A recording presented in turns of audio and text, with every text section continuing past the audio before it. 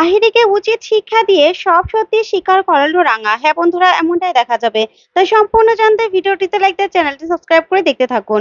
নতুন প্রোমোতে দেখা যাবে চড়ক মেলাতে আহিরি একলব্য সঙ্গে যায়, আর ওইদিকে রাঙা ফাঁদ পেতে রাখে আহিরিকে ধরার জন্য। তারপরেই দেখা যাবে সেখানে রাঙা মা দুর্গা সেজে তীর ধনুক নিয়ে অপেক্ষা করতে থাকে। তারপরে আহিরিকে একজন নিয়ে মুখ চেপে ধরে নিয়ে একটা গুহার মধ্যে নিয়ে যায়। তখনই আহিরি ভয় পেতে থাকে। ওইদিকে রাঙা নিজের রণচণ্ডীর রূপ নিয়ে এগোতে থাকে আর বলতে থাকে, আহিরি দিদি, তুই সব সত্যিটা এবার স্বীকার কর। তুই যে এতদিন এতদিন যে যে পাপ করেছিস, সব সত্যিটা তুই স্বীকার কর, স্বীকার কর তুই।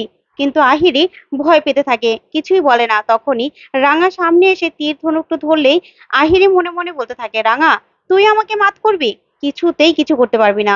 তখনই দেখা যাবে রাঙার তীরটা নিজেই টেনে নিয়ে নিজের বুকের মধ্যে বিঁধিয়ে দেয়। আর সেখানে রাঙা ধরতে গেলেই রাঙাকে ধাক্কা মেরে ফেলে দিয়েই আহিরি সেখান থেকে ছুটে চলে যায়। তখনই রাঙা আহিরি পিছন পিছন ছুটতে থাকে। তখনই আহিরি মেলায় এসে একলব্যকে ডাকতে থাকে চিৎকার করে। তখনই একলব্য এসে আহিরিকে ধরে ফেলে আর বলতে থাকে, আহিরি, কি হয়েছে? তখন আহিরি বলতে থাকে, রাঙা, রাঙা আমাকে মেরে ফেলতে চেয়েছে, আমাকে বাঁচাও, আমাকে বাঁচাও রাঙার হাত থেকে। তখনই রাঙা সেখান থেকে দৌড়ে ছুটে আসে। ছুটে আসলেই একলব্য রাঙার উপর রেগে যায় আর বলতে থাকে, রাঙামতি।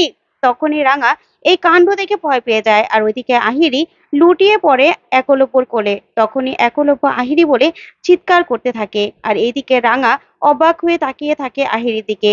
তো বন্ধুরা, এবার কি তাহলে আহিরি জিতে যাবে?